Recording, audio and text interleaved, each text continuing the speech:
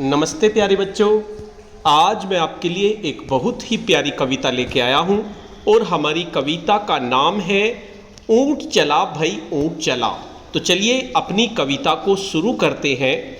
ऊंट चला भाई ऊंट चला, हिलता डुलता ऊंट चला, इतना ऊंचा ऊंट चला, ऊंट चला भाई ऊंट चला।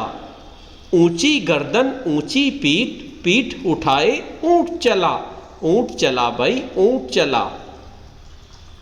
बालू है तो होने दो, बोझ ऊंट को ढोने दो, नहीं फंसेगा बालू में भी ऊंट चला। जब थक कर बैठेगा ऊंट, किस करवट बैठेगा ऊंट, बता सकेगा कौन भला, ऊंट चला भाई ऊंट चला। तो बच्चों, आपको ये कविता कैसी लगी? तो चलिए अब एक झटपट कविता पढ़ते हैं। देखिए, आप भी कोशिश कीजिए किस तरह से आपको पढ़नी है। कुछ ऊंट ऊंचा, कुछ पूंछ ऊंची, कुछ ऊंचे ऊंट की पीठ ऊंची। अब आपको जल्दी जल्दी बोलना है और देखना है आपकी जीभ लड़खड़ाती है या नहीं लड़खड़ाती है। आपको ये कविता कैसी लगी? अब इस कविता को अपने मन से कोई नाम दो और ऊपर दी गई जगह में लिख भी दो।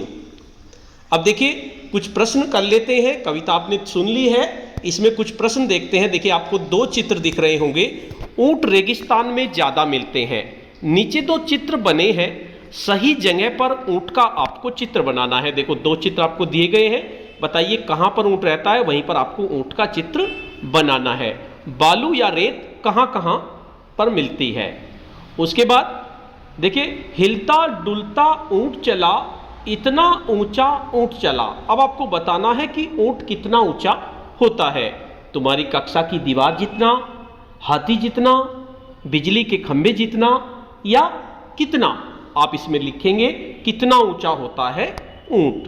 अब आपको बताना है हाथी कितना मोटा होता है। तुम्हारी माँ के संदूक जैसा, जितना, ऊंट जितना, पहाड़ जितना, फिल इन द ब्लैंक्स जितना। तो यहाँ आपको खाली जगह में लिखना है कितना मोटा होता है हाथी। उसके बाद अगला प्रश्न, चींटी कितनी छोटी होती है? चीनी के दाने जितनी, चावल के दाने जितनी, इलायची के दाने जितनी, या जो आपकी समझ में आता है वो आप लिख दीजिए किसके जितनी। कुछ ऊंचा कुछ नीचा। देखिए, कुछ प्रश्न दिए गए हैं।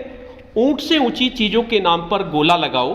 बछिया, तुम्हारी कक्षा की छत, बिजली का खंबा, हाथी, आम का पेड़। जो भी आपको लगता है जो ऊंट से ऊंचा होता है उस पे गोल निशान लगा दीजिए। अगला प्रश्न है, ऊंट के नीचे से क्या क्या निकल सकता है? अब आप सोचो कि ऊंट के नीचे से क्या क्या चीज निकल सकती है। किन किन चीजों की मदद से ऊंट पर आप चढ़ सकते हैं। मान लीजिए आपको ऊंट पर चढ़ना हो तो आप किस किस चीज की मदद से चढ़ सकते हैं। आगे है सफर का सामान। ऊंची गर्दन ऊंची पीठ, पीठ उठाए ऊंट चला। तो बताए ये सब क्या उठाकर चलेंगे? हाथी क्या उठाकर चलेगा? टीचर जी क्या क्या उठा के चल सकते हैं? पिताजी क्या क्या उठा के चल सकते हैं? शेर क्या क्या उठा के चल सकता है? और दादाजी क्या क्या उठा के चल सकते हैं? आपको तीन जगह दी गई है, तीन नाम आपको इसमें लिखने हैं। नीचे कुछ शब्द दिए गए हैं, इन्हें बोलकर देखो। अब मिलते जुलते शब्दों को सही खानों में लिखना है। जैसे आपको दिया गया है ऊंट, बालू, फंस, चला, जब। इनसे मिलते जुलते आपको लिखने हैं, जैसे जूट, सूट, भला, धंस, हंस, तब, कब, गला, आलू, चालू। इन शब्दों को आपको इनके नीचे लिखना है। ऊंट के नीचे देखिए कौन सा आ जाएगा आपका, जैसे ऊंट के नीचे जूट आ जाएगा, सूट आ जाएगा। इसी तरह बालू के नीचे क्या क्या आ जाएगा ये आपको लिखना है। फंस के नीचे क्या क्या आ जाएगा, चला के नीचे क्या क्या आ जाएगा, जब के नीचे क्या क्या आ जाएगा। ऐसे ही और शब्दों को सोचकर आपको बताना है। कविता में बै से शुरू होने वाले शब्द कौन कौन से हैं, उनके नीचे आपको लाइन खींचनी है। तुम्हारा नाम किस अक्षर से शुरू होता है, उस अक्षर से चार शब्द और आपको लिखने हैं। बालू है तो होने दो, बोझ ऊंट को ढोने दो। बहुत से जानवरों को बोझा ढोने के लिए इस्तेमाल किया जाता है। क्या तुम्हें यह ठीक लगता है? और लगता है तो क्यों? तुम्हारे आसपास कौन कौन से बोझ उठाने वाले जानवर होते हैं, उनके बारे में आपको बताना है। अक्की बक्की करे तरक्की। ये कविता आपको पढ़नी है। इस कविता में कितनी बार ऊंट शब्द आया है बिना देखे आपको बताना है, कितनी बार आपकी सब कविता में ऊंट आया है। और एक लास्ट प्रश्न, नीचे चित्र में कितने ऊंट आपको दिख रहे हैं, ध्यान से देखकर आपको बताने हैं कि इसमें कितने ऊंट हैं। तो बच्चों, आज की कविता में इतना ही।